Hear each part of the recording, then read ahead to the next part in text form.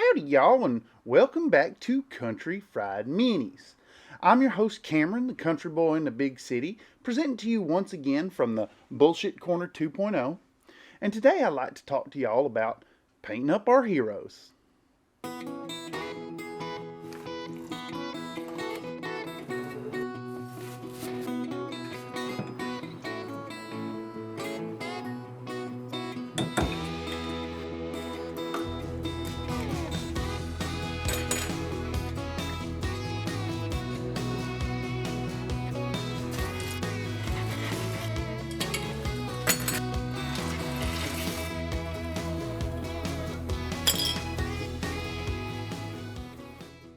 Now, I don't know about the rest of all of y'all, but I'm older than the dirt itself, and I grew up playing Super Metroid on my SNES system at my parents' house. It absolutely was one of my most favorite games of all time, and it still really is to this day. In fact, I find myself playing Metroidvania style games from time to time, such as Axiom Verge for instance. Samus easily took a spot in my heart as one of my most favorite protagonists, and she's really held that for a long time. In fact, Samus was always my main pick in Super Smash Bros. Games, all the way up until the latest ones, and she's still a nice second line pick for me today. I had heard that the Metroid Prime Remaster was getting a physical copy released today, so I thought I'd go ahead and print out my own physical copy of Samus and paint her up and show y'all how I did it. Today's content is going to be kind of a step-by-step follow-through type video, much in the spirit of my Watson one, but it'll be a little easier. I'm going to be using some speed paint methods today and show you how you can get your own Samus painted up quick and easy and get her on the tabletop. Okay, let's get started and sort out these individual parts of the 3D print today. If you'd like to follow along, I've included a link in the description where you can get your own copy of this digital file. Furthermore, I'm available for consultation if you need any advice on getting the supports just right. Just give me a comment down below.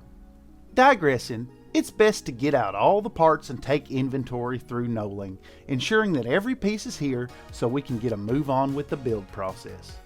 As with any 3D print, we're going to need to do some cleaning to the parts. And in my case, I've switched over from my old regular choice of 70% to a stronger 99% isopropyl alcohol. Hopefully we don't have no spills today, but if we do, I've got some paper towels off to the side, ready to mop up the mess. Just like with every cleanup, I'll use a disposable shot glass to hold a small reservoir of the alcohol and get out my dedicated cleanup toothbrush to scrub these parts clean. Once all the resin residue is removed, we can go ahead and start the next step of preparation. It's real important to ensure that the parts are fully clean and not tacky at all, so as to prevent dust adhesion going forward. And now it's time to do a little more cleanup. I'll go ahead and use a whole grip of tools here, my Army Painter files, a hobby blade, and some clippers.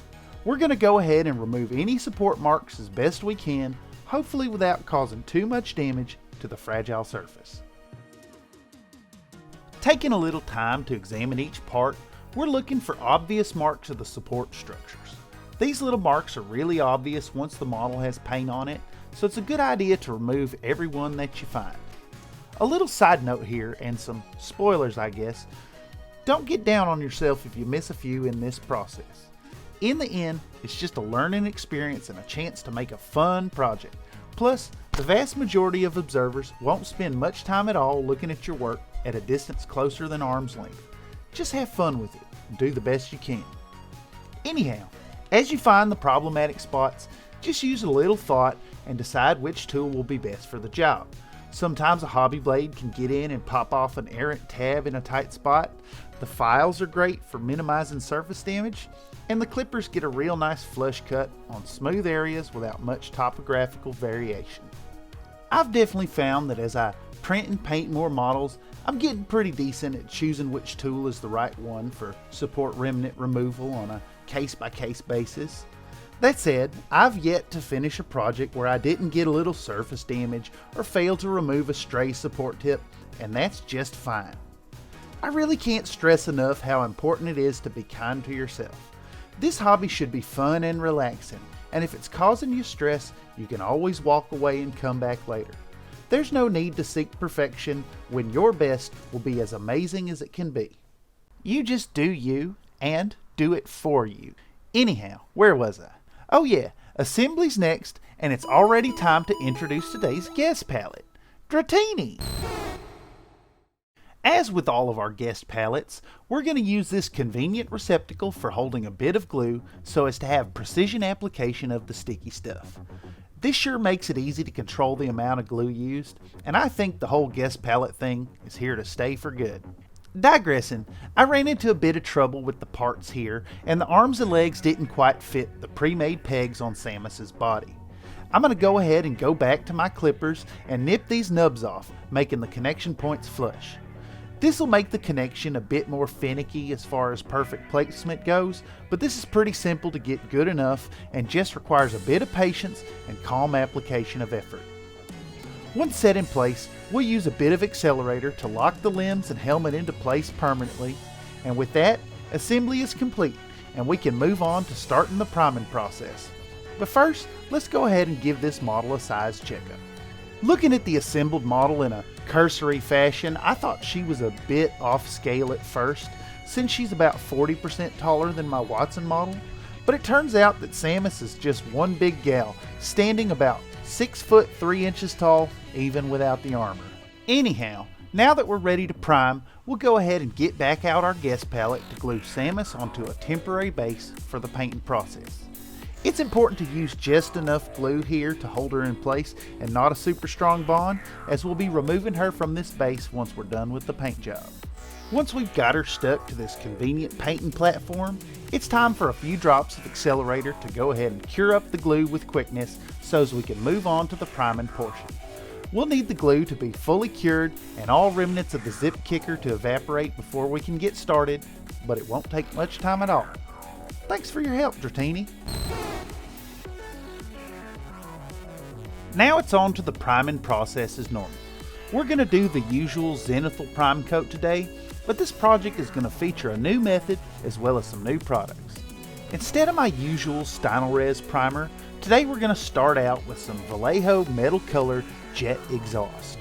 This color is a nice dark tone for the base of our zenithal, and it has the bonus of being formulated for the airbrush, so no thinning is necessary. Just pour it right into the spray reservoir. As dark as this tone is, I still want to make sure that it works as the shadow color in our zenithal prime today. So for that, I'll go ahead and add just a lone drop of my usual Stynylrez black primer into the mix and stir it up before we get to spraying.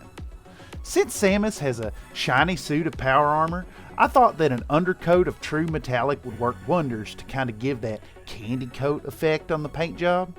In truth, we're building upon CC Mini's Iron Man method to paint this model today, but more about that later.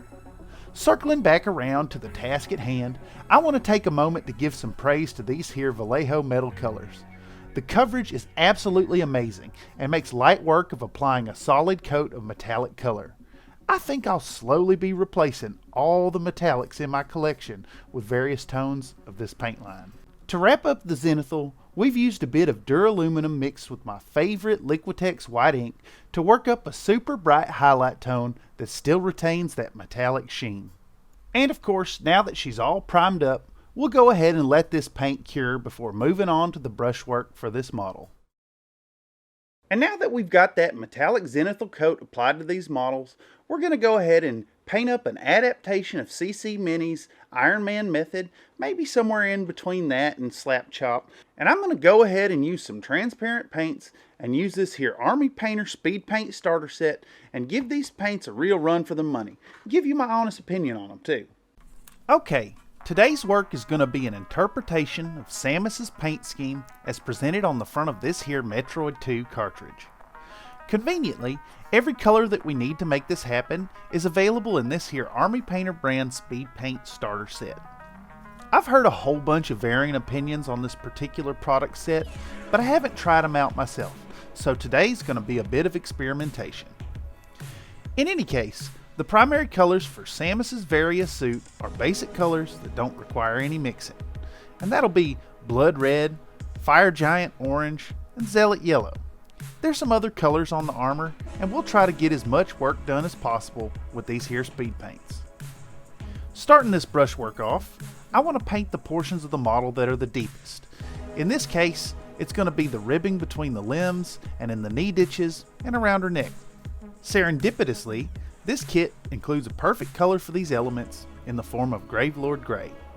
We'll put a bit onto the wet palette and carefully apply it with a small, sharp brush, taking a lot of care to not get any of this dark color onto the armor panels.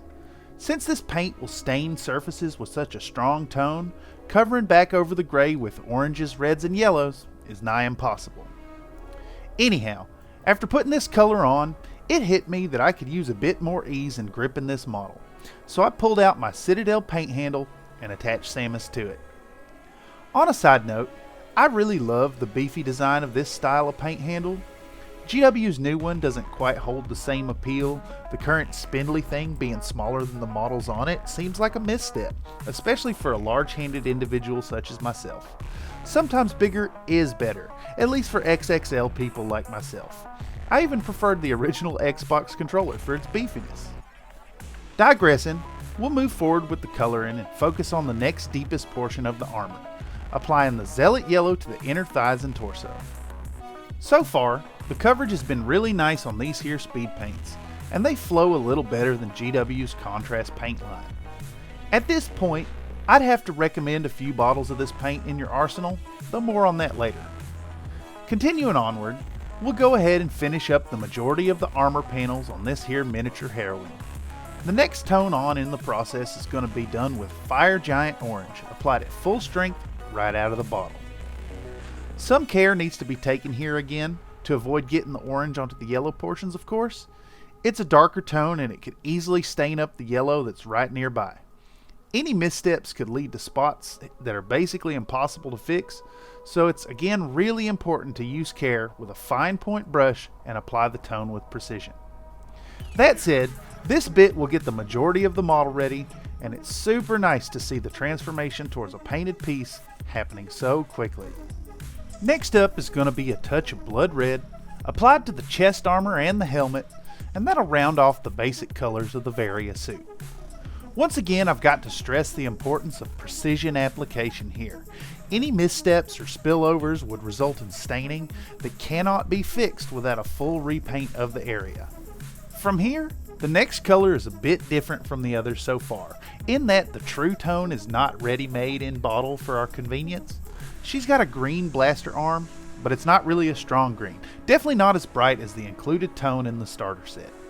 To make this proper desaturated green of her blaster, we'll go ahead and mix some of this Gravelord Gray into the provided orc skin until it looks just right. It might not be a perfect one-to-one match of the color on the game art, but it looks close enough, and that's good enough for me.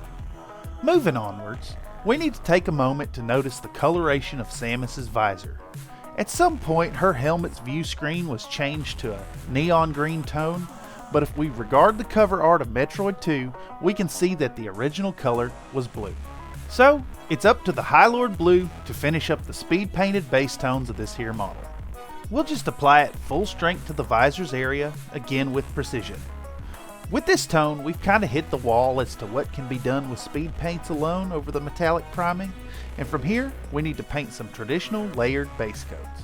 For what it's worth, I think that the current state of this model speaks really strongly to the potential of these speed paints, as a model would look just fine at this point, absolutely ready for the table with just a small amount of effort. Next up, we have some spots on which a metallic undercoat just will not work, namely Samus's skin and her hair. As always, it's best to start with the deepest points, so we'll go ahead and paint up the skin first. Today, my base coat is going to be some WizKids Pale Flesh by Vallejo. This is going to be thinned down quite a bit to avoid any clotting of detail, as we'll be adding shading and highlight layers to this color later on. Just as been the case so far, this portion of the model is going to require precision and brush control. For that, I'm going to use this opportunity to showcase one of my secret weapons in getting accuracy while painting. This here LED light that I have on my painting desk is also a 2x magnifier and makes seeing what you're working on a real breeze. It's even connected to a nice 3-part boom arm for accuracy of placement. There is a slight trade-off in depth perception, of course, while using this, and trying to use it while filming at the same time is also a bit of a headache. However, All that said, when I have a problematic bit of tiny detail to work on, I'm often using this thing off camera to get it done right. It definitely takes a bit of adjustment to get the most out of this tool, but the benefits far outweigh any drawbacks. In fact, I'll go ahead and include a link down below in the video's description if you'd like to pick up one of these inexpensive lights for your own hobby space. In my humble opinion, this light is cheap enough to warrant a small expenditure, and even if you don't use the magnifier, the LEDs are super bright, and it even has an adjustment knob to get the amount of light just right. Moving onwards, and just like the skin, Samus's hair needs a base coat. Even though she's blonde, I'm expecting to apply some shading to her hair, so a bright color is needed. In this case, it'll be Citadel's Phalanx Yellow. It's really bright and unnaturally yellow, but it'll get tamped down by later shading stages. As is many painting tradition, a couple of super thin coats will get this ready without clogging up the detail. Always remember to thin your paints, unless they're speed paints. Alrighty, while those solid color base coats are drying up, it's time to start into the metallic highlights. Getting out my trusty Folk Art Silver Sterling, I'm going to apply a bit of this to my palette and prepare for blending. We'll go ahead and use small amounts of this color and make various shades of highlights, starting here with the Fire Giant Orange. In mixing some of the contrast paint into a tiny bit of the metallic color, we'll effectively end up with a really bright highlight tone for the edges of the armor that stay true to the base color. We'll repeat that process with the blood red for the helmet and the chest plate, but in the case of the helmet, the highlight is just kissing the upper facing portions rather than sharp edges. It don't take much to accentuate the shading that we already have from the speed paints, so it's good to remember that less is more. Just a touch on the topmost curves and a bit on the sharpest edges is all we need. At this point, we're going to go ahead and pivot the method a little bit. I'm of the opinion that the yellow speed paint isn't quite bright enough to achieve the same effect as the previous two tones, so it's time to mix in a bit of the Phalanx Yellow instead of the Zealot Yellow to achieve the highlight's necessary brightness. Thin down proper, we're going to apply some real narrow lines of this color onto the edges of the panel gaps and onto the rib plates, again just a touch to accentuate the shading already present. From here, and now that the base coats are dry, it's time to revisit the speed paints. It wouldn't be a proper test of this starter pack if I didn't manage to use most of the colors after all. So that pale skin base coat is going to receive an all over drenching in Crusader skin, imparting some lively red-brown tones to the crevices. This rich color immediately makes that Vallejo pale skin become the right choice for a slightly sun-kissed yet still very light skin tone.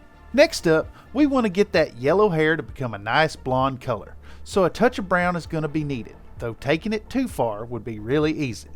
For that, I've opted to use Pallid Bone as the shade, adding just enough brown to tint the yellow while still retaining a super light overall feel. At this point, we're done with the speed paints, and it's time to return to traditional painting methods. The lens of Samus's helmet is a bit bland and could really use some love. To achieve this, I'm going to pull out my Citadel Calidor Sky as well as my favorite Liquitex white ink and start mixing up a few tones of icy blue. As is my preferred method of lens jeweling, I'll go ahead and apply the base color to the bottom right edge of the lens and wet blend it into the darkest tone. From here, it's another layer of this blending with a lightened version of the blue, and then we'll top it all off with a tiny white dot to serve as a specular highlight. This method has become pretty ubiquitous in my painting repertoire, whether coloring up helmet lenses or battlemech cockpit canopies, or even fantasy models that have potions on their belt. This technique is super useful to have in the pocket, ready to go. Returning to the metallic highlights, we're going to use the still wet Silver Sterling and mix in a bit of that desaturated green so as we can highlight up that blaster arm. In detailing up a cylindrical object, we'll use a blend of edge highlighting as well as specular highlights on the raised areas, again making sure to take a less is more approach as we want that translucent speed paint to do the heavy lifting for us. Next up, it's time to detail up the now shaded skin and hair.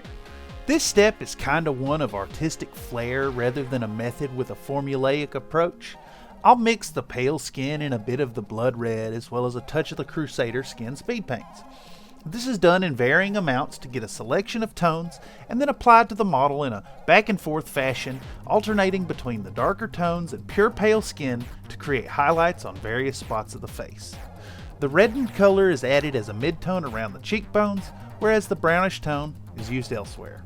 The brightest highlights are achieved by using base colors, pale flesh for the skin, then returning back to the phalanx yellow for the highlights on the hair.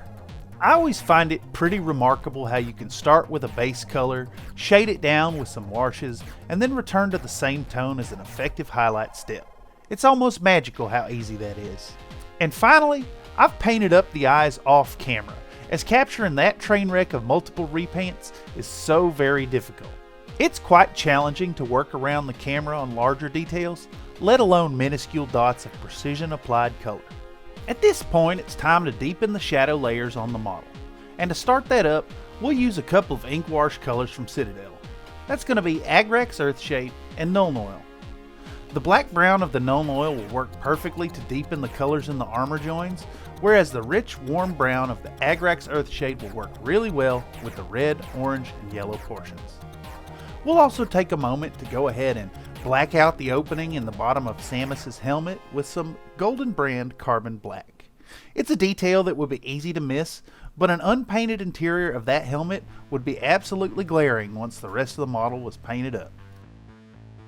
Usually I'm a hard advocate for the two thin coats approach, but here a solid layer straight from the bottle is perfectly acceptable, as there's no details to worry about clogging up. Once we've got that ink applied and the helmet's insides blacked out, it's time to start prepping to do a pen wash. To achieve this, I'll get out my usual pair of oil paints, that burnt sienna and lamp black, and start prepping them up as if I were mixing up an all-over grime wash. As always, we'll put some of this oil paint onto a piece of cardboard to absorb the excess linseed oil from the color, and then set aside this here temporary cardboard palette to soak out for a while, anywhere from a half hour to 5 hours. The longer we let it sit, the faster the dry time will be when it's time to use the paint, so long as we don't leave it too long. Something like 24 hours would have the paint dry completely out, and then it'd be unusable.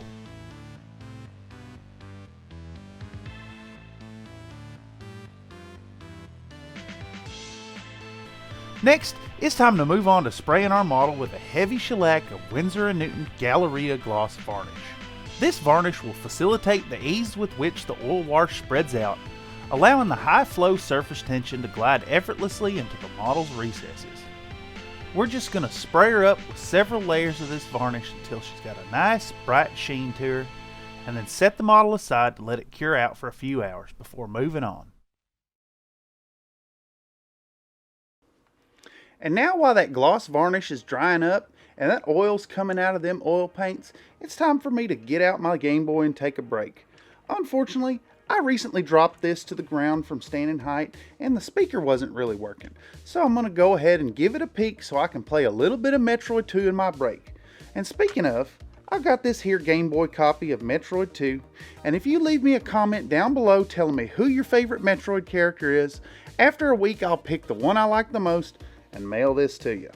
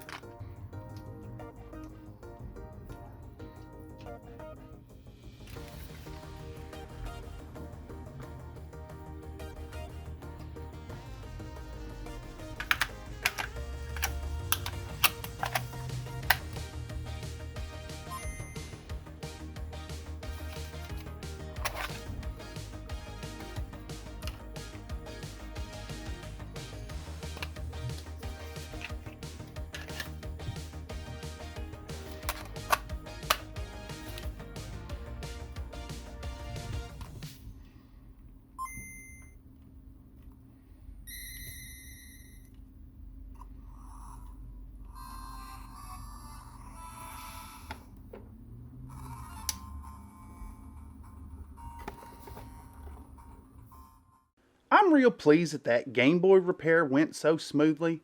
The parts are real easy to get, but this one was especially easy. It just turned out to be a little touch of the soldering iron to make it work again. And I even got a little time to play my Game Boy on the break. After all, that varnish takes a few hours to set up. But moving on, we apply that varnish so we can move on to an oil wash. Now y'all are usually used to seeing me use these guys as a grime wash all over the model and cake them up and make them look real grimy. But today we're going to apply these in a very targeted manner called pen washing. To start mixing up a pen wash, first we're going to add some of the oil paints to a disposable shot glass. Since the model is largely composed of warm colors, the ratio will heavily favor the burnt sienna over the lamp black, as we don't want to make the color too cool. We're looking at something like 4 times as much burnt sienna compared to the black, as the latter will easily overpower the brown. Once we've got those colors in the cup ready to be mixed, it's time to add in some white spirits and turn them into a wash. Since this isn't meant to be an all-over grime coat, we'll use a little bit extra white spirit as compared to normal, so it's a nice thin mixture that only goes where we want it to. Now that it's thoroughly mixed, it's time to select a couple of brushes to apply the lining. A small brush with a good reservoir and a really sharp one for the finer details. Using discretion on which brush we choose to use here, it's time to apply that thin wash mixture to only the spots where we want to darken it in. Instead of slopping it on and removing the excess later, we're going to try to avoid ending up with excess shade as much as we can help it. This pen wash flows really nicely into the recesses of the model, and that earlier gloss varnish makes it a real smooth process. Now, on the topic of an all-over grime wash, we'll still use this mixture to grease up the base, giving it a good once-over and coating the whole darn thing. Unlike Samus, this part does need to look quite nasty to give a bit of contrast to that clean armor of our hero. So to achieve that effect, we're going to just slop this stuff on the base and let it sit for a few minutes before moving on to the removal step. To remove the excess oil paint, just as is the case when grime washing, we'll go ahead and get out a small reservoir of unsullied white spirit. From here, we can use a clean, sharp brush to remove the small amounts of excess from Samus herself, and then move on to a paper towel to remove the majority of the grime wash from the base. You know, as many times as I've done this, it's still utterly remarkable how pronounced the effect is with just a little bit of effort. So very satisfying every single time. With that oil paint effect step all wrapped up, it's time to remove the sheen from the model with some Winsor & Newton Artist Acrylic Matte Varnish sprayed on through the airbrush. As I mentioned with nearly every paint job, this stuff is absolutely wonderful.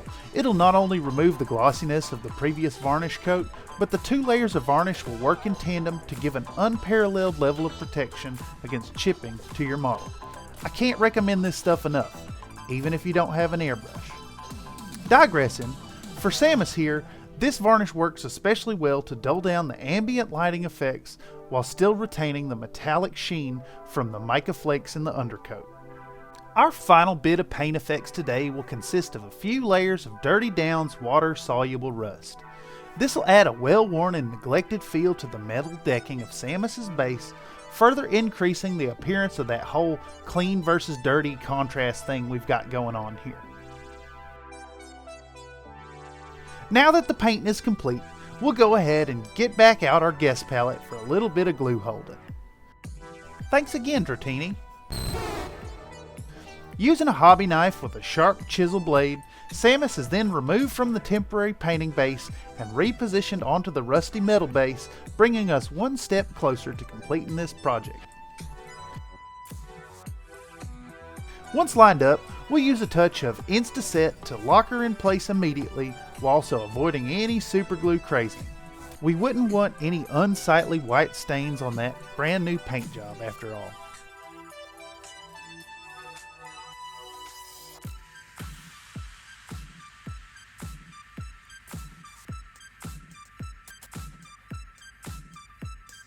Finally, we'll use our guest palette for the last time today, putting a touch of Mod Podge gloss out to add back in some shine where appropriate.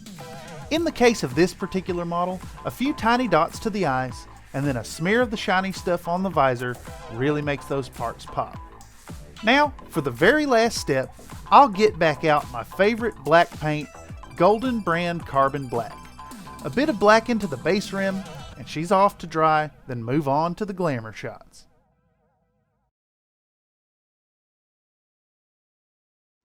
And with that base texturing out of the way, our little Samus model is fully cemented in her own world. Even though she's a work of fiction, having these bases with a little bit of a realistic effect makes her stand out and seem all the more real.